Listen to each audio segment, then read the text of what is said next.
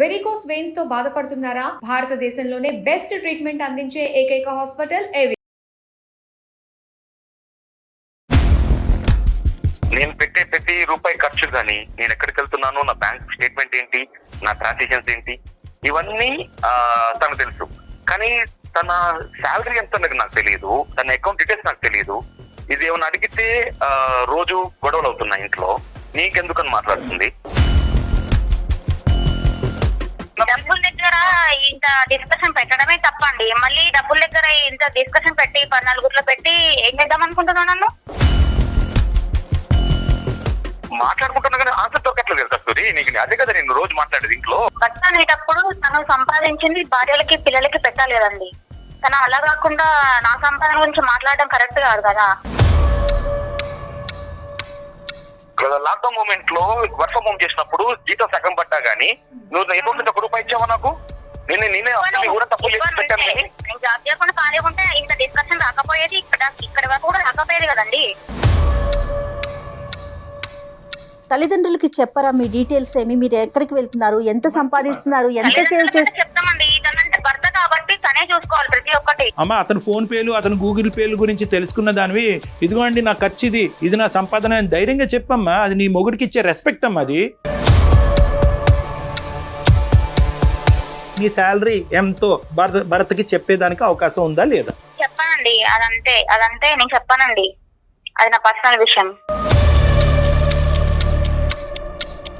చెప్పకుండా ఇప్పుడు నా అకౌంట్ అన్ని చెక్ చేస్తావు కదా. నేనైతే చెప్పాను, నువ్వేమైనా అనుకో, నేనైతే చెప్పాను. ప్రశ్నకి కరెక్ట్గా సూటిగా సమాధానం చెప్పగలిగేటటువంటి దమ్ము ధైర్యం ఉంటే కనుక నువ్వు చెప్పు. నువ్వు చెప్పొద్దు, ఈ రోజు నుంచి నువ్వు చెప్పడం ఆపేసే, మీ ఆయన కూడా చెప్పడం ఆపేస్తాడు. ఓకేనా నీకు?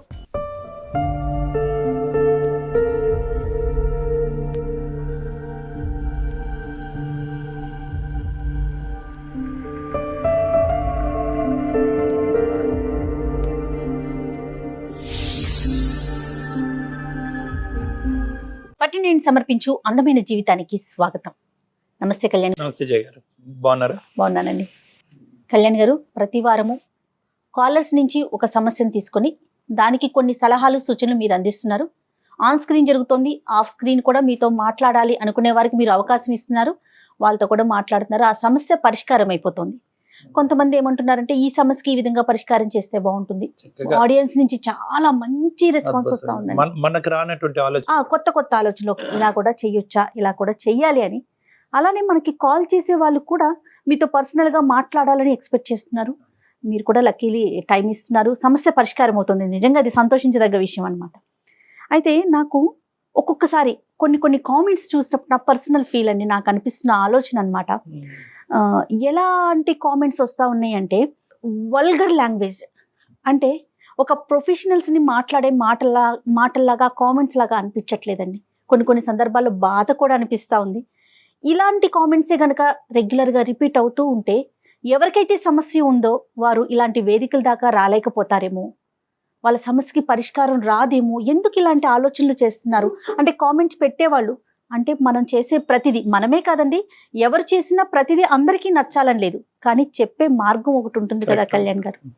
అది కొంచెం ఇబ్బంది అనిపిస్తా ఉందండి. మనందరికీ ఇబ్బందిగానే ఉంటుందమ్మా. అంటే కామెంట్ చేసేటటువంటి స్వేచ్ఛ హక్కు అనేది అందరికీ ఉన్నా కూడా అవును, ఒక వ్యక్తి కామెంట్ చేసే విధానం బట్టి వాళ్ళ సంస్కారం, వాళ్ళ ఆలోచన శైలి కూడా మనకు అర్థం అవుతుంది. ఒకటి ప్రేక్షకులకి ప్రధానంగా గుర్తుపెట్టుకోవాల్సినటువంటి అవసరం ఏముందంటే, ఎంతో ఆలోచించి ఫోన్ కాల్ చేయొచ్చా వద్దా, ఫోన్ కాల్ చేస్తే కనుక మన జీవితం బట్టబయలు అవుతుంది, పబ్లిక్ అవుతుంది అనేటటువంటి ఆలోచనతో వాళ్ళు ఎంతో కాలం బట్టి సంకోచిస్తూ బాధపడుతూ లేదు తప్పదు అనేటటువంటి విపరీతమైన బాధతో, ఒక వేదనతో ఈ సమస్యకు ఒక పరిష్కారం దొరుకుతుంది ఈ వేదిక మీద అనే ఆలోచనతో అతి కష్టం మీద వచ్చి మనకు ఫోన్ చేసేటటువంటి వాళ్ళకి చాలా ధైర్య సాహసాలు ఉండి చాలా మంది ముందుకు వచ్చి మాట్లాడుతున్నారు. వాళ్ళకి హ్యాట్స్ ఆఫ్ నిజంగా. ఎందుకంటే కనుక కేవలం నా సమస్య అనేదే కాదు, నా సమస్య లాంటి సమస్యలు ఎవరికన్నా ఉన్నా కూడా వాళ్ళకి ఈ వేదిక ద్వారా ఒక పరిష్కారం దొరుకుతుంది అనే ఉద్దేశంతో కూడా చాలా మంది కాలర్స్ మనకి కాల్ చేయడం జరుగుతుంది. అలా వచ్చేటటువంటి వాళ్ళకి ఈ కామెంటింగ్ పద్ధతి అనేటటువంటిది ఒక ప్రోత్సాహకరంగా ఉండాలి మేడం. అది నాకు మెయిన్గా ఏంటంటే, ఒకటి ఏంటంటే వల్గర్గా కామెంట్ చేయటం, రెండోది ఏంటంటే ఈ మాట ఎక్కడో విన్నట్టుంది అంటే ఏంటంటే ఈ గొంతు ఎక్కడో విన్నట్టుంది, కిందటి గొంతుకు ఈ గొంతు ఒకేలా ఉంది అంటే కనుక పాపం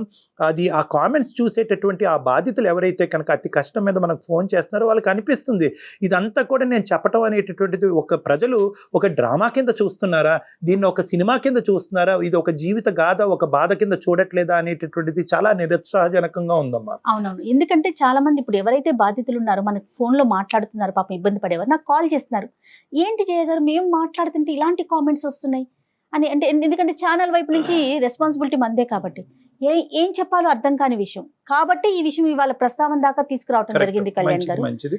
సో ఎంకరేజింగ్ గా ఉండాలి, కామెంటింగ్ సెక్షన్ అనేటటువంటిది ఎంకరేజింగ్ గా ఉండాలి, ప్రోత్సాహకరంగా ఉండాలి. నెక్స్ట్ టైం ఇటువంటి కేసు సినారియో వచ్చినప్పుడు మాకు రానటువంటి ఆలోచన మీకు వచ్చి మేము ఆ ఆలోచనని ఆ బాధితులకు అందించేటటువంటి విధంగా మీ కామెంట్ సెక్షన్ లో కనిపించాలనేటటువంటిదే నా విన్నపం అండి. నేను మెయిల్ ఒకటి చూసానండి, భరత్ అని అతను వరంగల్ నుంచి మెయిల్ చేశారు. వైఫ్ అండ్ హస్బెండ్ మధ్య చిన్న ఇష్యూ అనమాట. అది ఎక్కడ దాకంటే మనం రెగ్యులర్ గా అనుకునేటట్టుగానే ఎవరికి వాళ్ళు వెళ్ళిపోదామా అనుకునే పరిస్థితికి వెళ్ళిపోయారు. సో భరత్ రెడ్డితో నేను మాట్లాడతానని చెప్పాను, ఈ రోజు కాల్ చేస్తానండి, ఒకసారి కాల్ చేస్తాను. వరంగల్ నుంచి కాల్ చేశాడు. హలో భరత్ గారండి, నేను సుమన్ టీవీ అందమైన జీవితం ప్రోగ్రామ్ నుంచి కాల్ చేస్తున్నానండి. నమస్తే భరత్, ఎలా ఉన్నారండి? రైట్, మీ బాగున్నామండి. నాతో పాటు డాక్టర్ కళ్యాణ్ చక్రవర్తి గారు కూడా ఉన్నారు. మీ ఇష్యూ అంతా బ్రీఫ్ గా చెప్పాను నేను, ఒక్కసారి మీరు మాట్లాడండి డాక్టర్ గారితో. భరత్ నమస్తే. భరత్, ఇప్పుడు మీ మ్యారేజ్ అయ్యి ఎంతకాలం అయింది, సమస్య ఏంటి చెప్పండి. పెళ్ళయి 4 ఏళ్ళు అయింది సార్. ఇది అంటే ఇది సమస్య అనలేను, అలా అని చెప్పి వదిలేనాకంటే ఎలా వదిలేయాలో కూడా అర్థం కావట్లేదు. ఇప్పుడు నేను ఒక ఐటీ కంపెనీలో వర్క్ చేస్తున్నానండి. మా ఆవిడ కూడా లాస్ట్ 3 years నుంచి అంటే మ్యారేజ్ కన్నా ముందు నుంచి వర్క్ చేస్తుంది ఐటీ కంపెనీలో. సో ప్రాబ్లం వచ్చేసి తన శాలరీ ఏంటని కానీ, తన బ్యాంక్ అకౌంట్ డీటెయిల్స్ కానీ, తన కార్డు అంటే క్రెడిట్ కార్డు స్టేట్మెంట్స్ కానీ, పిన్ నెంబర్లు కానీ ఇవేవి నాకు తెలీదండి. మెయిన్ అదొకటి. ప్లస్ నేనేమైనా అడిగితే దాని గురించి కానీ నీకెందుకు అన్నట్టు మాట్లాడుతుందండి తను. అంటే మెయిన్ అంటే ఇప్పుడు భార్య భర్త అన్నాక ఇంట్లో ఖర్చులు కానీ ఏదన్నా తెలుసమానం అంటారు కదండి. అవును. సో తను జాబ్ చేసుకోవడం నాకు ప్రాబ్లం ఏం లేదు, తను అయినది. కానీ ఇప్పుడు నా బ్యాంక్ డీటెయిల్స్ నాకన్నా తనకు ఎక్కువ తెలుసు నా గురించి. నేను పెట్టే ప్రతి రూపాయి ఖర్చు కానీ, నేను ఎక్కడికి వెళ్తున్నాను, నా బ్యాంక్ స్టేట్మెంట్ ఏంటి, నా ట్రాన్సాక్షన్స్ ఏంటి, ఇవన్నీ తనకు తెలుసు. కానీ తన శాలరీ ఎంత నాకు తెలియదు, తన అకౌంట్ డీటెయిల్స్ నాకు తెలియదు. ఇది ఏమైనా అడిగితే రోజు గొడవలు అవుతున్నాయి ఇంట్లో, నీకెందుకని మాట్లాడుతుంది. సో ఇది ఎవరికి చెప్పుకోవాలో ఎలా చెప్పుకోవాలో అర్థం కాక మీకు మెయిల్ చేశాను. భరత్, అక్కడి వరకు అర్థమైంది ఏంటంటే తనకు సంబంధించినటువంటి ఫైనాన్షియల్ ఆస్పెక్ట్స్ అనేది దాంట్లో తను చాలా గోప్యంగా ఉంచుతుంది. మీరు ఎంత అడిగి తెలుసుకోవాలనుకున్నా కూడా ఆ ఇన్ఫర్మేషన్ అనేది మీకు రావట్లేదు. ఇప్పుడు ఖర్చులు ఎలాగా అంటే ఇన్పుట్ అనేది ఓకే, ఖర్చులు ఎలాగా అంటే ఎవరు ఖర్చు పెడుతున్నారు, ఎవరు ఈఎంఐలు కడుతున్నారు? మొత్తం నేనే ఖర్చు పెడతానండి. నా శాలరీ అంటే భర్తగా నా బాధ్యతలు నేను నిర్వహిస్తాను, 100% నిర్వహిస్తున్నాను. కానీ భార్యగా తను కూడా తను చూసుకోవాలి కదండి, తను కూడా చేయాలి కదా కొంచెం అన్నా. ఏమేమి పెద్ద పెద్దవి ఏమున్నాయి భరత్? అంటే హౌస్ ఈఎంఐ ఏమైనా ఉందా, ఇంటి ఏమైనా ఏమున్నాయి, మేజర్ ఖర్చులు ఏమున్నాయి మీది? రెంట్ కానివ్వండి, అంటే ఇల్లు కొందాం ప్లాన్ చేస్తున్నాము. సో నాకు వచ్చే శాలరీలో ఇంకా ఈ శాలరీలో ఈ ఖర్చులతో ఇప్పుడు ఇల్లు కొనేంత పరిస్థితి నాకు లేదండి. ఈ 4 years బట్టి భరత్ తన అకౌంట్ లో మిగిలినటువంటి డబ్బుల్ని ఎక్కడన్నా ఎఫ్డి వేయటం కానీ, లేదంటే ఎక్కడన్నా సేవ్ చేసేటటువంటి పద్ధతిని ఎక్కడన్నా జరిగిందా, లేదంటే అది అలాగే ఉందా ఇప్పుడు వరకు అంత బ్యాంక్ లో తనకి? అసలు తెలియదు సార్, తనకు వచ్చే శాలరీ ఎంత తెలియనప్పుడు ఇవన్నీ ఎలా తెలుస్తుంది? ఎలా సాధ్యం అండి 4 ఏళ్ల నుంచి తెలియకుండా? పిల్లలు ఉన్నారా భరత్ మీకు? ఒక బాబు అండి, బాబు. ఇంటి ఖర్చులు, బాబు ఖర్చులు, తన మెయింటెనెన్స్, నా మెయింటెనెన్స్ అన్ని నేను చూసుకుంటానండి. ఈ ఒకే ఏరియాలోనేనా భరత్ మీ ఇద్దరి మధ్యన ట్రాన్స్పరెన్సీ లేకపోవడం అనేది? అంటే మీ సైడ్ నుంచి అంత ట్రాన్స్పరెంట్ ఈ ఒకే ఏరియాలో, మిగతా అన్ని ఇష్యూస్ లో కన్నా అమ్మాయి ఏంటి, అమ్మాయి ఆలోచన ఏంటి, వ్యవహారాలు ఏంటి, పద్ధతులు ఏంటి, మాటలు ఏంటి, everything else you know about it? అన్ని తెలుసు. ఈ ఒకే విషయంలోనే నాకు ఏ విషయం చెప్పట్లేదు, ఏ క్లాస్ రావట్లేదు. దీని వల్ల మిగతా విషయాలన్నింటిలో ఇప్పుడు గొడవలేదు, డిస్టర్బెన్స్ వచ్చేస్తుంది. కాదు భరత్ గారు, మీకు మీ ఫ్యామిలీ వరకైనా బర్డెన్, లేకుంటే మీ పేరెంట్స్ ని కూడా మీరు ఏమన్నా చూసుకోవాలా, అలాంటి అవకాశం అలాంటిది ఏమన్నా ఉందా మీకు? అలా ఏం లేదండి, మా వరకే ఉంటాం. మీ వరకే మీరు. ఆ అమ్మాయి పర్మిషన్ లేకుండా మీరు డబ్బులు వేరే చోటకు పంపిస్తున్నారనో లేదంటే వేరే విధంగా ఖర్చు పెడుతున్నారనే ఆలోచన ఆ అమ్మాయికి ఉందా? అంటే వేస్టేజ్ ఆఫ్ ఫండ్స్ జరుగుతున్నాయి అనేటటువంటి అభద్రత ఆ అమ్మాయికి ఏమన్నా ఉందని అంటారా? అది ఇప్పుడు నేను పెట్టే ప్రతి రూపాయి ఖర్చు తనకు తెలుసు అండి. తనకు తెలుసు. Okay okay. తనకు తెలుసు, నా అకౌంట్ డీటెయిల్స్ తెలుసు, నా ఆన్లైన్ పేమెంట్లు కానీ గూగుల్ పే కానీ. తను ప్రశ్నిస్తుందా ఎందుకండి ఏమండి ఇది అనవసరం కదా, ఈ ఖర్చు అనవసరం కదా, ఇది అక్కర్లేదు కదా అనేటటువంటి ప్రశ్నిస్తుందా తన? ప్రతిదీ ఉంటుందండి. ఇప్పుడు ఐటీ కంపెనీ సార్, ఇప్పుడు ఒక క్లయింట్ కలవాలనుకో దేనికో బయటకు వెళ్తాము, రెస్టారెంట్ ఖర్చు పెడతాము, మీటింగ్స్ కి వెళ్తాము, ఖర్చు అవుతుంది. వాళ్ళ కంపెనీ మీటింగ్ కి మీరు ఎందుకు ఖర్చు పెట్టాలని అడుగుతారు. కస్తూరి గారిని అడిగినప్పుడు ఆవిడ ఏమంటారండి? నా ఇష్టం అంటదా లేదంటే ఏదైనా ఒక బలమైన కారణం చెప్తారు? నా సంపాదన నా ఇష్టం, నీకు చెప్పాల్సిన అవసరం ఏముంది? నా ఇష్టం. ఓకే. నేను అడిగితే మాత్రం చెప్పట్లేదు. అర్థమైంది. ఓకే, ఫ్యామిలీకి సంబంధించి మాత్రం ఇన్వాల్వ్ కాదు. ఇప్పుడు ఏదైనా షాపింగ్కి వెళ్ళి వచ్చింది, ఎంత ఖర్చు అయిందంటే నీకు ఎందుకు అంటాం. ఇంట్లో ఖర్చులు నేనే చూసుకుంటాను, బాబు ఖర్చులు నేనే చూసుకుంటాను, ఇంటి ఖర్చులు మొత్తం నేనే చూసుకుంటాను. ఒకటైతే వెరీ క్లియర్ కదా భరత్, అంటే ఆ అమ్మాయి మీకు తన ఫైనాన్షియల్ ఇన్పుట్స్ చెప్పకపోవటం అనేటటువంటిది మనం ఖండించవలసినటువంటి అంశం అయినా కూడా ఆ అమ్మాయి కూడా ఏమీ తన సొంత ప్రయోజనాలకు ఇంకోటో తన డబ్బులు ఖర్చు పెట్టేసి విచ్చలవిడిగా డబ్బులు పాడు చేస్తుందని అయితే మాత్రం మీకు అనిపించట్లేదు కదా? అదేమీ కాదు. ఓన్లీ థింగ్ ఏంటంటే ఆ ఫైనాన్షియల్ ఆస్పెక్ట్స్ లో మీ వరకు తెలియకుండానే ఇన్ఫర్మేషన్ గోప్యంగా ఉంచుతున్నారు. ఇద్దరంగా సంపాదిస్తున్నప్పుడు ఒక ట్రాన్స్మిషన్ ఉంటే మంచిదే, కానీ మీకు అనుమానం ఏం లేదు కదా ఆ డబ్బులు వేరే దారి పడుతున్నాయి అనేది? అనుమానం ఏం లేదు కదా? అనుమానం ఏం లేదు సార్, అనుమానం లేదు. ఒక విషయం చెప్తే నాకు కూడా ఉంటుంది కదా అసలు వస్తుంది. దీని గురించి మన ఫ్యూచర్ ప్లానింగ్స్ కానీ బాబు గురించి అని కానీ ఇవి తెలియాలి కదా. ఒకటైతే నేను ఖచ్చితంగా చెప్పగలను భరత్ గారు, ఇక్కడ మీరు అనుమానం పడి భయపడవలసినటువంటి అంశం ఏమీ లేదు. ఏదో బలమైనటువంటి కారణం అయితే బ్యాక్గ్రౌండ్ లో ఉండే ఉంటుంది. ఎటొచ్చి ఆ అమ్మాయి ఏంటంటే చెప్పట్లేదు. నెంబర్ 2 ఏంటంటే నా ఇష్టం అనేటటువంటి పదం ఇక్కడ కరెక్ట్ కాదు, సబబు కాదు. ఒక 4 సంవత్సరాల పాటు జీవితాన్ని ప్రారంభించిన తర్వాత నా ఇష్టం నీ ఇష్టం అనుకుంటే అది సంసారం అనరు. మనం సహజంగా చూస్తాం, అబ్బాయిలు చెప్పరు నా సంపాదన నా ఇష్టం నీకేంటి చెప్పే అనే నేచర్ చూస్తూ ఉంటాం, ఎక్కువగా చూస్తుంటాం. ఇది మనకి రివర్స్ గా ఏమన్నా ఆవిడ అందుబాటులో ఉన్నారా కస్తూరి గారు, భరత్ గారు బై ఎనీ ఛాన్స్? అంటే ఇప్పుడు తను ఆఫీస్ లో ఉండొచ్చండి ఇప్పుడు ఉన్నదే. మరి డిస్టర్బ్ చేయకూడదు, పర్లేదా? మాట్లాడదామండి, ఇంకా కాల్ చేస్తాను. చేయండి విషయం చెప్పండి భరత్. ఓకేనండి, సరేనండి. రైట్ మేము హోల్డ్ లో ఉంటాము, ఒకసారి చూడండి. ఓకే ఇప్పుడే కలిసి ఇనీషియల్ లెవెల్లోనే దీన్ని ఒక నెగిటివ్ గా మనం పొట్రే చేయటం అన్నది కరెక్ట్ కాదు మేడం. ఎందుకంటే బహుశా at the end of the day అమ్మాయికి ఇప్పుడు భరత్ గారు ఎలాగైతే వర్క్ హోమ్ అనేది ఉందో అమ్మాయికి కూడా వర్క్ హోమే. హలో ఎక్కడున్నావు? ఆఫీస్ లో ఉన్నా. ఒక 5 minutes మాట్లాడాలి, ఫ్రీ ఉన్నావా? లేదు, ఎందుకు? కొంచెం మాట్లాడేది ఉంది, దాని గురించి ఎందుకు చేస్తాను కాల్? లేదు, నాకు వర్క్ ఉంది ఇప్పుడు. నాకు వర్క్ ఉంది, తర్వాత మాట్లాడతా. ఒక్క 5 minutes అప్ప, వేరే ఏం లేదు, ఒక 5 నిమిషాలు. ఓకే వెయిట్, నేను బయటకు వచ్చి మాట్లాడతా.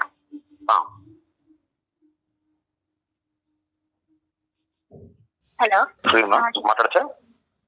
మాట్లాడు. ఇప్పుడు నేను ఒక డాక్టర్ గారితో కల్పిస్తాను కాన్ఫరెన్స్ కాల్. సో ఒక డాక్టర్ గారు ఉన్నారు, ఆయన ఫోన్ కాల్ కల్పిస్తాను, కాన్ఫరెన్స్ కాల్. ఒక్కసారి అంటే ఎందుకు అనేది ఏం చెప్పాలి?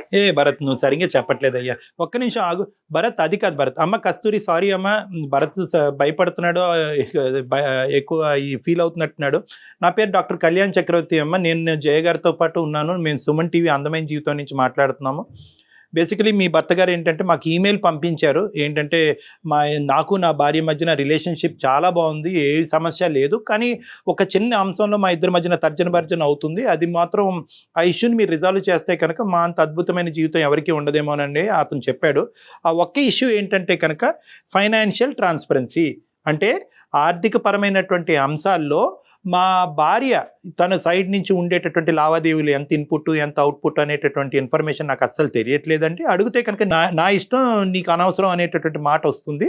అదే రివర్స్లో చూసుకుంటే కనుక నాకు సంబంధించినటువంటి అంశాలు అన్నీ కూడా ఓపెన్ బుక్ అండి, తనకు అన్నీ తెలుసు అని అంటున్నాను.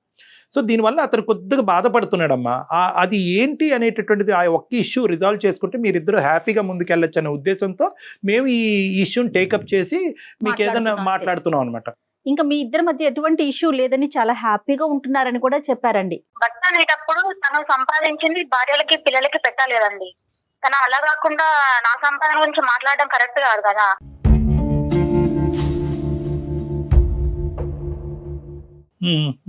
కాదు కస్తూరి, ఇప్పుడు నేను సంపాదిస్తాను కరెక్టే, కానీ నువ్వు కూడా సంపాదిస్తున్నావు కదా. ఇప్పుడు ఇద్దరిని సమానం ఖర్చు పెట్టాలి కదా. ఇద్దరు సంపాదిస్తున్నప్పుడు ఒక ఇంటికి ఇద్దరం కలిసి ఖర్చు పెట్టాలి కదా. అందుకని అవసరం వచ్చినప్పుడు నాకు ఏదైనా అవసరం వచ్చినప్పుడు అప్పటిసారి అడగాలంటే నేను అడగలేను కదా. ఇప్పుడు అడగడం ఏముంది కస్తూరి, ఇప్పుడు ఇప్పుడు నాకేమన్నా ఇప్పుడు ఇంట్లో అవసరం పడింది అనుకో, నీకు పని చేయాలంటే ఇంట్లో నాకు ఆకలిస్తుంది అనుకో, అన్నం పెట్టమని అడగట్లేదా? ప్రతిసారి మిమ్మల్ని అడుకోవాలంటే కష్టం అండి. నా సంపాదన నాకే ఉంది కాబట్టి నేను ఈ డిస్కషన్ కూడా నువ్వు పెట్టకూడదు అసలుకి ఇలా ఫోన్ చేసి. కాదు, తప్పుగా అనుకోకమ్మా. ఏదన్నా ఒక ఇష్యూ రిజాల్వ్ చేద్దామన్న మంచి ఉద్దేశంతోనేనమ్మా మేము ముందుకు వచ్చింది. చాలా కొన్ని వేల కాల్స్ ఉంటే కనుక మీరు సెలెక్ట్ చేసి భరత్తో మాట్లాడటం జరుగుతుంది. చెప్పమ్మా, ఫ్రీగా డిస్కస్ చేసుకోండి. మీ ఇంట్లో ఎలా మాట్లాడుకుంటారో అతను బేసికలీ ఒకటే కస్తూరి, కస్తూరి ఇక్కడ two aspects. First aspect clear అయిన తర్వాత సెకండ్ ఆస్పెక్ట్ మాట్లాడుకుందాం. మొదటి అంశం ఏంటంటే సంపాదన గురించి, భార్య సంపాదన గురించి భర్తకి సంపాదన గురించి భార్యకి తెలియవలసినటువంటి అవసరం ఉందా లేదా, ఇది నెంబర్ 1. నెంబర్ 2 ఏంటంటే కనుక ఎవరు ఎంత కాంట్రిబ్యూట్ చేస్తారు, ఎవరు ఎంత ఖర్చు పెడతారు, దాని సంగతి తర్వాత మాట్లాడదాం. దాని తర్వాత సంగతి ఇక్కడ ఫస్ట్ ఆఫ్ ఆల్ ఏంటంటే ఖర్చులు, ఇన్పుట్, అవుట్పుట్. అసలు ఈ ఫస్ట్ ఫ్యాక్టర్ గురించి చెప్పడానికి నీకేంటి ఇబ్బంది? ట్రాన్స్పరెన్సీ ఎందుకు లేదు? అతని శాలరీ గురించి నీకు తెలిసినప్పుడు, అతని ఖర్చుల గురించి నీకు తెలిసినప్పుడు, ఏ ఖర్చు ఎంత పెడుతున్నాడు అనేది ప్రశ్నించేటటువంటి హక్కు నువ్వు తీసుకున్నప్పుడు నీ గురించి అతను తెలుసుకోవటంలో తప్పేంటి? ఫస్ట్ ఇది క్లియర్ చేయి నాకు.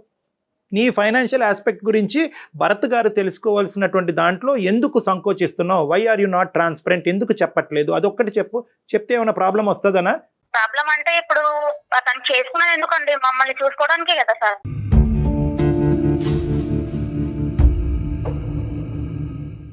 నీకు నా ప్రశ్న అర్థం కావట్లేదు నాన్న. ఇది మీరు చెప్పకపోవటానికి కారణం ఏంటి అంటున్నారు డాక్టర్ గారు. ఏదైనా రీజన్ ఉందా? బలమైన కారణం ఉందా?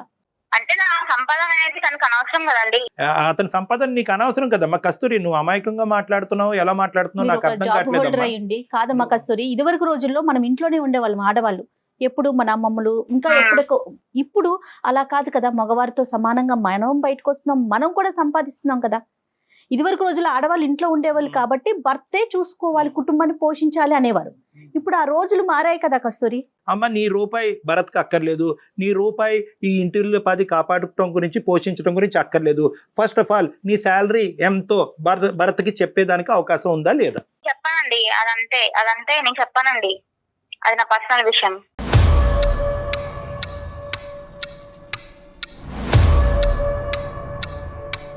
పర్సనల్ కస్తూరి నాకు అర్థం కాదు. నాతో అదే చెప్తావు ప్రతి విషయంలో. నేనైతే చెప్పాను అంతే.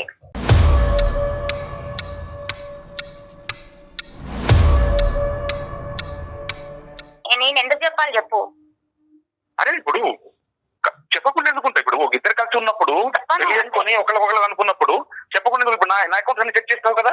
నేనైతే చెప్పాను, నువ్వేమైనా అనుకో, నేనైతే చెప్పాను. కాదు నాన్న, కాదు నాన్న, ఇదంతా మొండిగా మాట్లాడుతుంది. You are not taking your life anywhere. అనవసరంగా శుభ్రంగా ఉండవలసినటువంటి జీవితాన్ని చేతులారా చెడగొట్టుకున్నట్టు అవుతుంది. అది పద్ధతి కాదు కస్తూరి. ఒక్కసారి నీ సెన్సిబిలిటీ యూజ్ చేసి మాట్లాడి, ఇమోషన్తో మాట్లాడద్దు.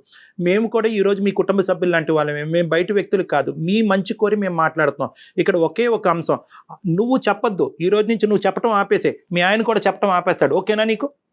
మీ ఆయన కూడా చెప్పడం. డబ్బుల దగ్గర ఇంత డిస్కషన్ పెట్టడమే తప్పండి. మళ్ళీ డబ్బుల దగ్గర ఇంత డిస్కషన్ పెట్టి 14 పెట్టి ఏం చేద్దాం అనుకుంటున్నాను నన్ను? కాదు కస్తూరి, అసలు భార్యాభర్తలు అన్నాక దాపరికాలు ఏంటమ్మా కదా. కాదు కస్తూరి, నేనైతే ఏమన్నా అనుకో, నేను బరాబర్ చెప్పను. నేను అలాంటి కస్తూరి నాకు అర్థం కాదు. నేను అంతే అంట. నా ఇంట్లో ఉన్నప్పుడు వేరు, ఇప్పుడు ఇక్కడ తీసుకొచ్చినావు అంటే నేను ఎందుకు చెప్పాలి నీకు? అమ్మ, అతను నాకు ఫోన్ చేసినందుకు, నీ పర్మిషన్ లేకుండా ఈ సబ్జెక్ట్ ఇక్కడ తీసుకొచ్చినందుకు అతని తరపున నేను నీకు సారీ చెప్తున్నాను. కానీ ఇప్పుడు సబ్జెక్ట్ రిజాల్వ్ చేద్దాం. ఓకే, నీకు చెప్పకుండా ఇలా తీసుకురావటం కూడా ముందే చెప్పాలి. భరత్, నిన్న రాత్రి నువ్వు ఇలా ఫోన్ రావచ్చు, వాళ్ళ దగ్గర నుంచి రావచ్చు, అప్పుడు నేను నీకు ఫోన్ కలుపుతాను. అందుగురించి నువ్వు అప్సెట్ అయ్యావని నాకు అర్థం అవుతుందమ్మా. అందుకే నువ్వు అంత మొండిగా వాదిస్తున్నావు అని చెప్తున్నాను. నేను ఏమంటున్నానంటే అతను ముందుగానే నిన్ను ప్రిపేర్ చేయవలసింది. ఓకే, ఇది పక్కన పెడదాం తల్లి. ఇప్పుడు ఏంటి, నీ డబ్బు ఒకప్పుడు ఆ పర్టికులర్స్ అన్నీ చెప్తే దాంట్లోంచి కాంట్రిబ్యూషన్ అడుగుతాడు అనే భయమా, లేదంటే నా చదువు, నా తల్లిదండ్రులు నన్ను చదివించారు, నా ఉద్యోగం, నా శాలరీ కాబట్టి దీంట్లో నీకెక్కడా కూడా నీకు పాత్ర లేదు అనేటటువంటి చెప్పేటటువంటి ఉద్దేశమా ఏంటిది? అంతే కదండి. నాకైతే నా తల్లిదండ్రులు నన్ను చదివించినారు కాబట్టి ఆ శాలరీ అనేది నావి నాకే ఉంటుంది అంతే. ఇంకా నన్ను మాత్రం 1 రూపాయి కూడా అడగను ఎప్పుడు. కానీ భార్య పెళ్లి చేసుకున్నందుకు భార్యకి పెట్టాల్సినది బాధ్యత తనదే ఉంటది. భార్యకి పిల్లలకి పెట్టాల్సిన బాధ్యత తనదే. పెట్టాల్సిన బాధ్యత ఉంటుంది. దాపరికాలు ఉండకూడదు కదా కస్తూరి, మీరు అది ఆలోచించట్లేదు. భర్తే చూసుకోవాలి. నాకు నచ్చని విషయం ఏంటంటే అది డబ్బుల గురించి మాత్రం నిన్న ఎప్పుడు అడగకూడదండి. భార్యని చూసుకోవాల్సిన తనే కాబట్టి తనే పెట్టాలి అంతే అండి. నేనైతే ఎప్పుడు ఈ టాపిక్ మాత్రం ఎప్పుడు డిస్కషన్ చేయొద్దు అనుకున్నా, మళ్ళీ ఇక్కడ దాకా తీసుకొచ్చింది ఇది.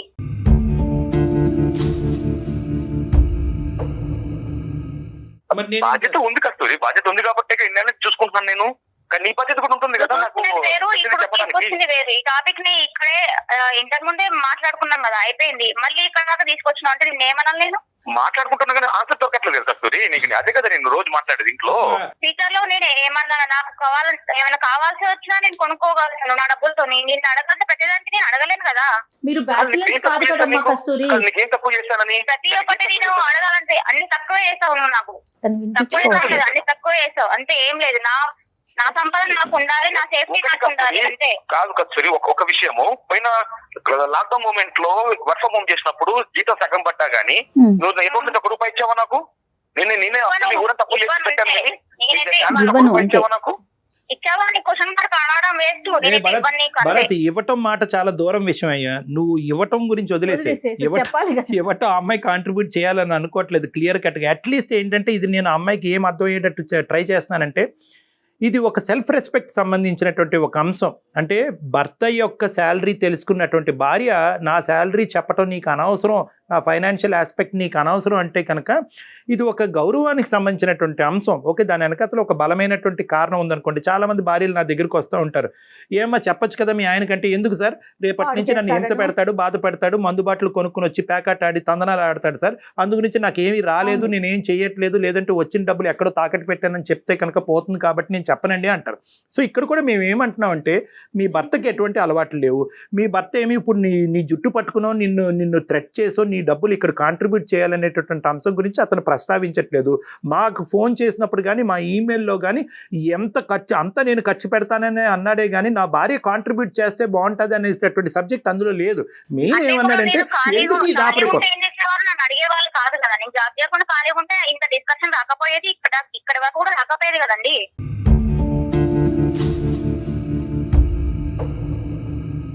కానీ మీరు చేస్తున్నారు కదా కస్తూరి. ఇప్పుడు మీకు పెళ్లి కాలేదు అనుకుందాము, ఇంట్లో ఉంటారు, తల్లిదండ్రులకి చెప్పరా మీ డీటెయిల్స్ ఏమి, మీరు ఎక్కడికి వెళ్తున్నారు, ఎంత సంపాదిస్తున్నారు, ఎంత సేవ్ చేస్తారు? చెప్తామండి. తనంటే భర్త కాబట్టి తనే చూసుకోవాలి ప్రతి ఒక్కటి. ఆ రెస్పాన్సిబిలిటీ అనేది తనకు ఉన్నది. కాదు కస్తూరి, ఒకసారి ఆలోచించండి. తను చూడను అనట్లేదు. She's thinking that that area of our life is exclusive. అది తనకి సంబంధించింది, తన వాళ్ళ తల్లిదండ్రులు పడినటువంటి కష్టానికి వచ్చినటువంటి ప్రతిఫలం కాబట్టి ఆ అంశానికి సంబంధించినటువంటి ఇష్యూ ఎవరికి తెలియక్కర్లేదు అనే ఒక బలమైనటువంటి బీజం ఈ అమ్మాయి బ్రెయిన్ లో పడింది. అది మరి వాళ్ళ తల్లిదండ్రులు చెప్పినటువంటిది. ఏమో ఇలా చెప్పొద్దు, మొగుడికి చెప్పవలసినటువంటి అవసరం లేదు అన్నది నీ ఆలోచన, లేదంటే మీ తల్లిదండ్రులు, లేదంటే ఎవరన్నా? ఎవరు చెప్పలేదండి, అది నా ఆలోచనే. నేనైతే ఆ డబ్బుల గురించి ఇంత డిస్కషన్ పెట్టడం కూడా అవసరం. తనకి ఇంత శాలరీ వస్తే నాకు ఇంత చూసుకోవడం, నా ఫ్యూచర్ గురించి ఆలోచించడం అదొకటే చేయాల్సిన పని. నా డబ్బుల గురించి డిస్కషన్ పెడుతుందంటే స్టార్టింగ్ నుంచి నాకు అసలు నచ్చట్లేదండి ఈ విషయం మాత్రం. అసలు నీకు నచ్చట్లేదమ్మా? అదే అర్థమవుతుంది. అది ఒక్క సబ్జెక్ట్ బాగా అర్థమవుతుంది. నీకు నచ్చట్లేదు, ఫోన్ కాల్ ఇలా రావటం నచ్చట్లేదు, నా డబ్బుల గురించి మాట్లాడటం నచ్చట్లేదు, నేను ఖర్చు పెట్టను అనే అంశం పబ్లిక్ చేయటం అన్నది నచ్చట్లేదు. నీకు నచ్చినటువంటి అంశాలే చెప్తున్నావు కానీ ఎందుకు నచ్చట్లేదు అన్నది చెప్పట్లేదు. మీరు ఇప్పుడు ఇదే సబ్జెక్టు మీ అమ్మ నాన్న కూడా ఇక్కడ మా ఎదురు బదురే ఉన్నారని అనుకోండి, అమ్మ నాన్న ఎదుర్కొంటే చెప్తాం. ఏమమ్మా రెస్పాన్సిబిలిటీ కదండి, బాధ్యత చేసుకున్న వాళ్ళే చూసుకోవాలనేది బాధ్యత. మళ్ళీ రిటర్న్ మమ్మల్ని అడగాలంటే ఆడపిల్లల్ని అడగడం అవసరం అసలు కరెక్ట్ కాదు కదండి. అది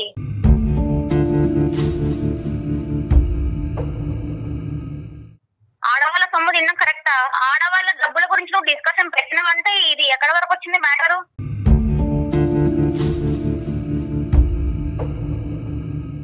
నానా భరత్, మీ మీ ఆవిడ వ్యవహారం వెనక నుంచి ముందుకైనా ముందు నుంచి వెనకైనా ఒకే సబ్జెక్ట్ వస్తుంది. ఆవిడ దగ్గర నుంచి ఇంకో రెస్పాన్స్ రావట్లేదు. ఏంటంటే కనుక సింపుల్ ఒకటే లైను. ఏ లైన్కి అయితే కనుక ఈరోజు స్టార్టింగ్లో నేను బాధపడ్డాను, నా ఇష్టం అదే లైన్ ఇప్పటికే ఆ అమ్మాయి మాట్లాడుతుంది. తన ఇష్టం, తన ప్రకారం అలాగే ఉండాలి అని అనుకుంటుందని తను డిసైడ్ అయింది. ఇక్కడ నేను నీకు చెప్పేది ఏంటంటే, ఎప్పుడైనా కూడా ఈ ఇష్యూ వాళ్ళ పేరెంట్స్ వరకు తీసుకెళ్లారా? లేదు సార్, ఇది ఇంటి వరకే ఉందండి. Bharat, okay okay, I know your broad mindedness, మీ సెన్సిటివిటీస్ని అర్థం చేసుకుని మీరు ముందుకు వెళ్తున్నారు. ఇప్పుడు మనకు కావాల్సింది ఏంటంటే, ఈవిడ దగ్గర నుంచి ఒక సమాధానం రాబట్టాలి అనే ఆలోచన మీకు ఉంటే కనుక బహుశా అది వాళ్ళ తల్లిదండ్రులతో డిస్కస్ చేయండి. ఓకే, అది ఆప్షన్ ఏ. ఆప్షన్ బి ఏంటంటే, లేదు వాళ్ళ తల్లిదండ్రులకి చెప్పటం వల్ల ఇది చిలికి గాలివాన్లాగా అవుతుంది, ఈ ఒక్క ఏరియాలోనే మా ప్రాబ్లమ్స్ కాదు, ఇప్పుడు మొత్తం ఏరియాస్లో అన్ని ప్రాబ్లమ్స్ వస్తాయి, డాక్టర్ గారు మీ సలహా కరెక్ట్ కాదు అని మీకు అనిపిస్తే కనుక ఈ సబ్జెక్ట్ ఇక్కడతో మర్చిపోండి.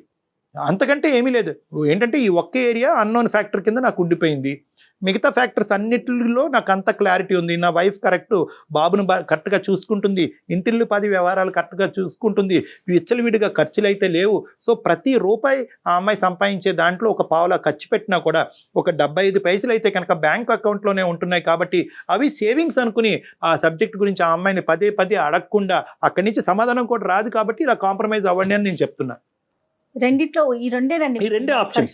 ఒకటి ఏంటంటే, ఆ ఇన్పుట్ అన్నది నాకు రాదు, అది క్లోజ్డ్ డోరు, అక్కడి నుంచి ఇన్పుట్ రావాలి అని అనుకున్నప్పుడల్లా, ఆ అమ్మాయి ఒత్తిడి మీద పెట్టినప్పుడల్లా, ఈ అమ్మాయి ఇలా మొండిగా మాట్లాడినప్పుడల్లా మీ ఇద్దరి మధ్యన ఒక గొడవ కాస్త 10 గొడవల కింద మారడానికి అవకాశం ఉంది. ఇది ఒక ప్రాబ్లము.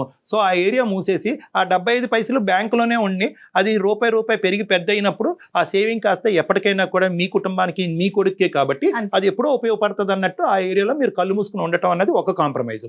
లేదు, ఈ ఒక్క విషయం తెలియకపోతే నాకు నిద్ర పట్టట్లేదు, నా ఊపిరి సలపట్లేదు, నేను ఉక్కిరి బిక్కిరి అవుతున్నాను అనుకుంటే కనుక ఇంకో దారి ఏంటంటే, పేరెంట్స్తో పాటు కూర్చుని ఒక సంప్రదింపుకి వచ్చి ఒక ఆలోచన. అదేంటంటే ఇటువంటి వాళ్ళతో, అంటే మీ వైఫ్ వాళ్ళ లాంటి వాళ్ళతో, కస్తూరి కదా, కస్తూరి లాంటి వాళ్ళతో ఏంటంటే, ఇదిగో ఇప్పుడు ఇదే ప్రాబ్లం. ఇష్యూ ఎప్పుడైతే కనుక మీ ఇద్దరి మధ్యన ఉంటుందో అది చిన్నగా ఉంటుంది. వాళ్ళు మానరు, మనం వేరే వాళ్ళు సంప్రదిస్తే కనుక అది ఇంకా పెద్ద తప్పుగా అయ్యి తప్పు కాస్త ఇంత తప్పు అవుతుంది. సో అప్పుడు ఏమవుతుందంటే మనస్పర్ధలు వస్తాయి. ప్రైవేట్ ఇష్యూ పబ్లిక్ చేసో, అనవసరంగా మా అమ్మ నాన్న కళ్ళల్లో నన్ను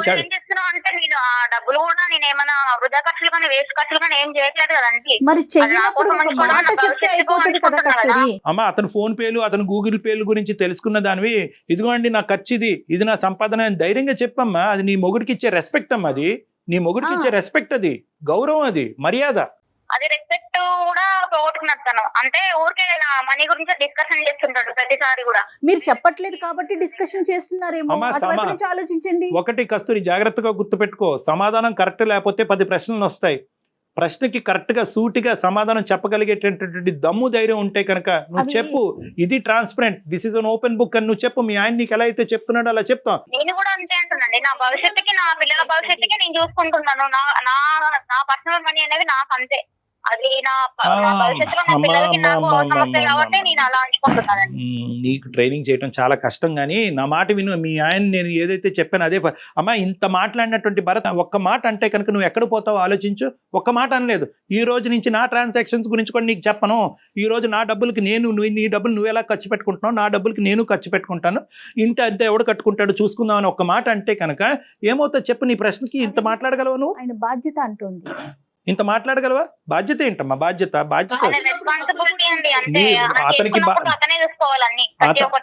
అతనికి హక్కు కూడా ఉంటుంది కదా కస్తూరి. అతను బాధ్యత తీసుకుంటున్నాడు కాబట్టి.